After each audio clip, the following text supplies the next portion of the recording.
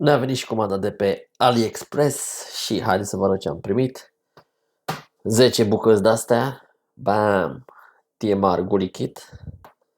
Așa că avem stoc nou. Chestia asta șmecheră, stația de lipit, asta e maxim de lipită pentru micro soldering, pentru chestii foarte, foarte mici. Super tare asta. Niște fludor de joasă temperatură, cred că asta e la vreo 200 de grade. Cu tot cu flux în ea, 50 de grame, super șmecher. Ce mai avem aici?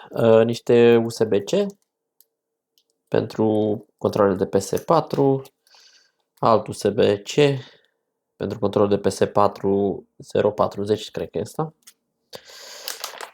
Niște joystick-uri plasticele, ciupercuțele, cum le zic eu. Când schimbăm să punem și de-astea noi, să fie frumos. Chestiile astea pentru controlul de Nintendo Switch, să-l reparăm și pe ăla, am așteptat după ele.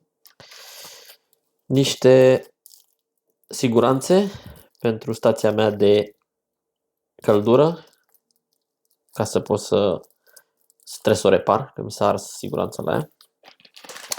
Și niște flux lichid ăsta, că mai aveam nevoie, că se termină celălalt. Da? Și cam asta e tot ce am primit. Ha, vă pup, peace!